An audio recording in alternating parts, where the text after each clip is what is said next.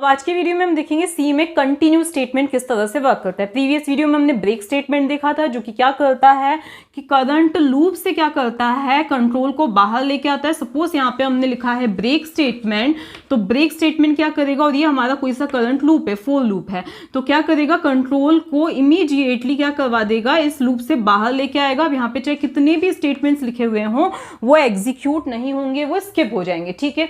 लेकिन continue statement क्या करता है, जो लूप है हमारा कंट्रोल है उसको लूप की फिर से बिगिनिंग पे लेके जाता है, लूप की बिगिनिंग पे लेके जाता है। अब इसका एक एग्जांपल है, सपोज यहाँ पे 10 स्टूडेंट्स खड़े हुए हैं, ओके। अब इनका रोल नंबर ये है 1 2 3 4 5 6 7 8 9 10, ये इनका रोल नंबर है। अब आपको किसी ने कहा है एक एक स्टूडेंट के पास पहले जाना है, उसके बाद क्या करना है, उनको कोई सा बैच प्रोवाइड करना है, कुछ भी कोई सी भी एक चीज देनी है, ठीक है। तो अब आप क्या करोगे, एक स्टूडेंट के पास आए, उनको अब वो कोई सा बैच प्रोवाइड करना क्या है, उनको प्रोसेस करना, उन पर क्या करनी है, प्रोसेसिंग करना, वो है बैच प्रोवाइड करना। आप स्टूडेंट नंबर 1 पर आए, उनको बैच प्रोवाइड किया, मतलब उसको प्रोसेस किया। फिर आप स्टूडेंट नंबर 2 पर आए, मतलब ये आपका इटरेशन हुआ, क्या हुआ, ये आपका इटरेशन हुआ, ठीक है। आप स्टूडेंट नंबर 2 पर आए, उनको बैच प्रोवाइड किया, मतलब उन पर प्रोसेसिंग की। इसी तरह से आप आगे चलोगे। लेकिन अगर इसमें कंडीशन ये होती कि जिसका रोल नंबर 5 है उसको आपको बैच प्रोवाइड नहीं करना है, ठीक है, ये क्या है, आपकी कंडीशन है, मतलब उस पर प्रोसेसिंग आपको नहीं करनी है, सीधे आगे बढ़ जाना है, आपको बाहर नहीं आना है। जैसे कि ब्रेक में आप बाहर आ रहे थे, ऐसा यहां पर आपको नहीं करना है, यहां पर आपको क्या करना है, आगे बढ़ना है, ओके। तो उसी तरह से आप स्टूडेंट नंबर 3 पर आए, फिर आप स्टूडेंट नंबर 4 पर आए, उसको प्रोसेस किया। लेकिन आप जैसे ही स्टूडेंट नंबर 5 पर आए, आपको पता चला इसका रोल नंबर क्या है, 5, मतलब इसको आपको प्रोसेस नहीं करना है, क्या नहीं करना है, प्रोसेस नहीं करना है, बैच नहीं प्रोवाइड करना है, सीधा आपको आगे जाना है, ठीक है। तो ऐसे केसेस में कंटिन्यू स्टेटमेंट यूज होता है कि आप उस करंट चीज को, उस करंट पोर्शन को आपको प्रोसेस नहीं करना है, लेकिन आपको बाहर भी नहीं आ जाना है, आपको क्या करना है, आगे बढ़ना है, क्या करना है, आगे बढ़ना है, ठीक है ना।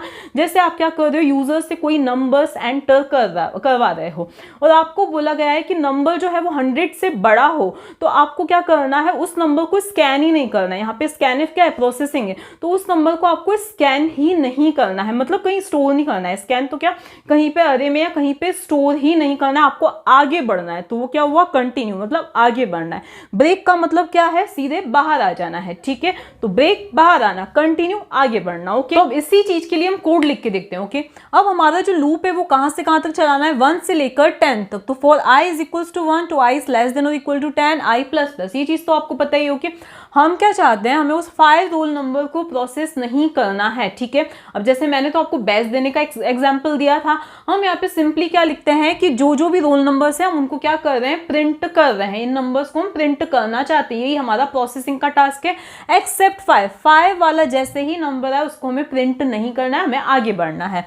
तो यहाँ पर हम क्या लिख देंगे, if i is equals to 5, हमने क्या लिखा, i इज इक्वल्स टू 5, तो यहाँ हम लिख देंगे कंटिन्यू, यहाँ पर हम ब्रेक नहीं लिखेंगे, हम क्या लिखेंगे, कंटिन्यू लिख देंगे। और उसके बाद यहाँ पर आएगा हमारा printf स्टेटमेंट, और यहाँ हम लिख देंगे %d, और यहाँ पे आ जाएगा हमारा i। अब ये वर्क किस तरह से करेगा, सबसे पहले i की वैल्यू क्या हो जाएगी, 1 हो जाएगी। 1 is less than or equal to 10, condition क्या हो रही है, ट्रू हो रही है। कंडीशन ट्रू है तो हम लूप के अंदर आएंगे।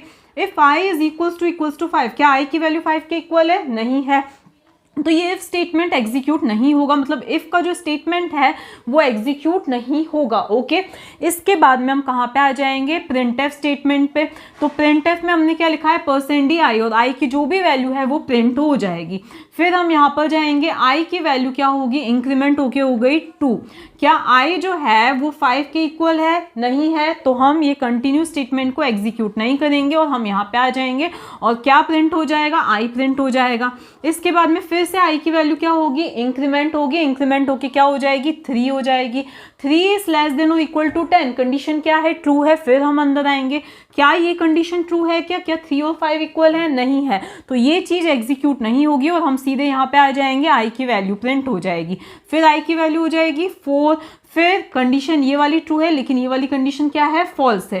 फिर हम यहाँ पे आ जाएंगे, 4 प्रिंट हो जाएगा। इसके बाद में क्या हुआ, i की वैल्यू इंक्रीमेंट होके हो गई 5, क्या हो गई, i की वैल्यू 5। अब आप ध्यान से देखना, ये कंडीशन तो क्या है, ट्रू है। 5 is less than or equal to 10, condition true है।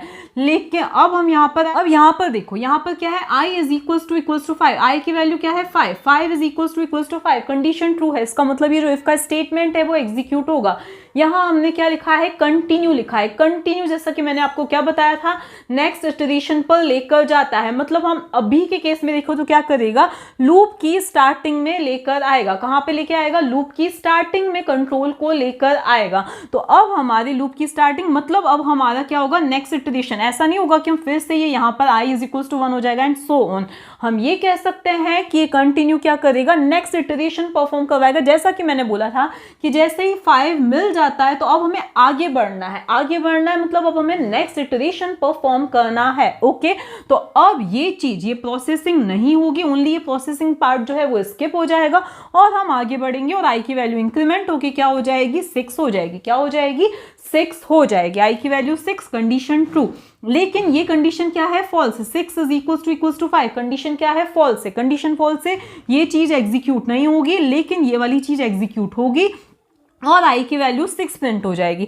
इसी तरह से आगे की वैल्यू 7, 8, 9, 10 प्रिंट हो जाएंगे और जैसे ही i की वैल्यू 11 होगी हम बाहर आ जाएंगे। इस लूप की कंडीशन की वजह से हम क्या आ जाएंगे, बाहर आ जाएंगे। ओके, तो हमने क्या देखा कि हमें अगर किसी पर्टिकुलर चीज को स्किप करवाना था तो हमने क्या लिखा है यहाँ पर, कंटिन्यू का। अगर हम किसी पर्टिकुलर पोर्शंस को हम क्या करवाना चाहते हैं, प्रोसेस नहीं करवाना चाहते हैं, तो उस केस में हम क्या लिखते हैं, कंटिन्यू स्टेटमेंट का क्या करते हैं, यूज करते हैं। तो इस तरह से ये 5 प्रोसेस नहीं हुआ, मतलब प्रिंट नहीं हुआ। अब यहाँ पे प्रोसेसिंग स्टेटमेंट्स में आप बहुत सारे स्टेटमेंट्स लिख सकते थे, तो ये चीज ओनली प्रोसेस नहीं हुई, बाकी के सारे स्टेटमेंट्स क्या हुए हैं, बाकी के सारे जो नंबर्स हैं वो क्या हुए हैं, प्रोसेस हुए हैं। ओके, अब हम देखते हैं कि हम व्हाइल लूप में किस तरह से यूज कर सकते हैं इसी चीज का। यहाँ पे हमने int CNT is equals to 10 लिखा है, तो CNT की वैल्यू क्या हो जाएगी, 10 हो जाएगी। While CNT is greater than और इक्वल्स टू 0, तो 10 जो है वो 0 से क्या है, बड़ा है। 10 जो है वो 0 से बड़ा है, कंडीशन क्या हो रही है, ट्रू हो रही है। तो अब हम यहाँ पे आएंगे, क्या CNT की जो वैल्यू है वो 7 के इक्वल है क्या, नहीं है, तो हम इफ ब्लॉक के अंदर आएंगे ही नहीं और हम सीधे यहाँ पे आ जाएंगे। वाइल लूप में आप जब भी कंटिन्यू का यूज कर रहे हो तो एक बात का ध्यान देना कि हमारा जो इटरेशन पोर्शन है, मतलब आप जो भी वेरिएबल का यूज कर रहे हो CNT i वगैरह, उसमें जो इटरेशन पोर्शन है आइदर इंक्रीमेंट और डिक्रीमेंट, उसको आप ऊपर लीजिए। क्यों ऊपर लीजिए, वो आपको अभी लॉजिक समझ में आ जाएगा। तो यहाँ पर printf CNT की वैल्यू प्रिंट हो जाएगी और CNT डिक्रीमेंट होगी, क्या हो जाएगा, 9 हो जाएगा। फिर हम कहाँ जाएंगे, ऊपर जाएंगे। 9 भी बड़ा है 0 से, कंडीशन ट्रू। यहाँ पे क्या 9 जो है वो 7 के इक्वल है क्या, नहीं है। फिर हम यहाँ पे आएंगे, 9 प्रिंट होगा और CNT की वैल्यू क्या हो जाएगी, 8 हो जाएगी। फिर हम यहाँ पे आएंगे, 8 भी बड़ा है क्या, 8 और 7 इक्वल है, नहीं है। फिर से CNT की वैल्यू प्रिंट होगी और CNT डिक्रीमेंट होके 7 हो जाएगा। ये कंडीशन भी क्या है, ट्रू है। फिर हम यहाँ पे आएंगे, 7 is equals to 7, condition true है। तो अब हम इसके अंदर आएंगे, कहाँ पे आएंगे, इसके अंदर, इस इफ ब्लॉक के अंदर आएंगे और CNT की वैल्यू डिक्रीमेंट करके क्या कर देंगे, हम 6 कर देंगे और फिर कंटिन्यू। अब कंटिन्यू जैसा कि मैंने आपको बताया था क्या करता है, लूप की स्टार्टिंग में लेके जाएगा। तो अब हम सीधे कहाँ पर आ जाएंगे, यहाँ पर आ जाएंगे और फिर CNT की वैल्यू जो है वो चेक की जाएगी। CNT की वैल्यू क्या है, 6 है। 6 greater than 0, condition true. 6 equals to 7, condition false. फिर हम यहाँ पर आएंगे और CNT की जो भी वैल्यू है वो प्रिंट हो जाएगी और फिर ये वैल्यू डिक्रीमेंट हो जाएगी। तो ऐसा चलता रहेगा 0 तक। लेकिन हमने क्या देखा, यहाँ हमने 7 को स्किप किया, 7 की प्रोसेसिंग हमने नहीं की है, ठीक है। और जैसा कि मैंने आपको बताया था कि सपोज हमने ऐसा कुछ लिखा होता, हमने सीधे यहाँ लिखा होता if CNT is equals to 7, हमने ऐसा लिखा होता। और जब CNT की वैल्यू 7 हुई थी, जब CNT की वैल्यू क्या हुई थी, 7 हुई थी, फिर हम कहाँ जाते हैं, यहाँ पे जाते हैं। कंडीशन क्या है, ट्रू है। यहाँ पर आए CNT is equals to 7, condition क्या हो रही है, कंडीशन ट्रू हो रही है। तो कंटिन्यू मतलब हम सीधा फिर से कहाँ चले जाएंगे, ऊपर। कंडीशन क्या है, 7 is greater than or equal to 0, condition true. फिर से CNT की वैल्यू क्या है, 7 है। CNT की वैल्यू 7 है, कंडीशन फिर से ट्रू, फिर से कंटिन्यू। तो इसी तरह से कंटिन्यू होता जाएगा। तो इसका एक और तरीका क्या है, या तो आप इस इफ कंडीशन में जहां पे आप स्किप करना चाहते हो वहां भी डिक्रीमेंट स्टेटमेंट दे दो, यहाँ तो ये जो आपका इटरेशन पार्ट है उसको आप कहाँ पे शिफ्ट कर दो, ऊपर शिफ्ट कर दो। तो जब हमारा कंटिन्यू होने पे जो हमारा कंट्रोल ऊपर जाता है तो फिर से क्या परफॉर्म हो, इटरेशन परफॉर्म हो। तो यहाँ पर भी आप इसको ड्राई रन करके देख सकते हैं। अब हम देखते हैं डू वाइल लूप में किस तरह से कंटिन्यू वर्क करता है। तो ये है हमारा डू वाइल लूप का एग्जाम्पल। यहाँ पे i इज इक्वल टू 0, यहाँ पे आप प्रिंट लगा दीजिए। इन छोटी मोटी चीजों को प्लीज इग्नोर किया कीजिए, इसके मतलब प्रोग्राम में नहीं, यहाँ पर i इज इक्वल टू 0, तो i इज इक्वल टू हुआ 0। यहाँ पर हम आए, डू वाइल लूप है, आपको पता है एक बार तो एटलीस्ट बॉडी एग्जीक्यूट होती ही होती है, चाहे कंडीशन कुछ भी हो। i की वैल्यू इंक्रीमेंट होके क्या हो गई, 1 हो गई। i की वैल्यू क्या, 1 इज इक्वल टू 2, कंडीशन क्या है, फॉल्स है। तो ये चीज एग्जीक्यूट ना होके हम यहाँ पर आएंगे और लूप प्रिंट हो जाएगा। तो क्या प्रिंट हुआ, लूप प्रिंट हुआ। यहाँ पर हम आए, 1 इज लेस देन 2, कंडीशन क्या हो रही है, ट्रू हो रही है, ट्रू हो रही है। तो हम फिर से ऊपर जाएंगे, i की वैल्यू को इंक्रीमेंट कर दिया जाएगा और i की वैल्यू क्या हो जाएगी, 2 हो जाएगी। 2 इज इक्वल्स टू 2, कंडीशन क्या हो रही है, ट्रू हो रही है। तो कंटिन्यू। अब यहाँ पर आपको ये लगेगा कंटिन्यू मतलब हम फिर से यहाँ पे ऊपर जाएंगे, i की वैल्यू इंक्रीमेंट होगी और ये चीज इस तरह से चलेगी, लेकिन ऐसा नहीं हो। तो ऐसा ना हो के क्या होगा, देखो हमने क्या लिखा है, कंटिन्यू लिखा है, तो इसका मतलब नहीं है कि ये ऊपर जाएगा। क्यों, क्योंकि आपको पता है कि एक बार लूप की जो बॉडी है वो एग्जीक्यूट होने के बाद हम कहाँ पे आते हैं, वाइल पे आते हैं और कंडीशन चेक करते हैं। तो सिमिलरली यहाँ पर भी ऐसा होगा, 2 is equals to 2, sorry continue statement कहाँ पे लेके जाएगा, कंट्रोल को यहाँ पर लेकर आएगा। कहां पर लेके आएगा, यहां पर लेके आएगा। while i is less then 2, 2 is less then 2, condition क्या हो गई है, फॉल्स हो गई है, क्योंकि 2 जो है वो छोटा नहीं है 2 से, कंडीशन फॉल्स हो गई है। इसका मतलब अब हमें लूप से बाहर आना ही आना है। कहां आना है, बाहर आना ही आना है। तो अब हम लूप से क्या आ जाएंगे, बाहर आ जाएंगे। और अगर अब हम प्रिंटफ स्टेटमेंट की हेल्प से i की वैल्यू को प्रिंट करते हैं तो आप देख सकते हैं i की वैल्यू क्या आएगी, 2 ही आएगी। ओके, तो ये डिफरेंस है डू वाइल लूप में और वाइल लूप में कंटिन्यू किस तरह से वर्क करता है। ओके।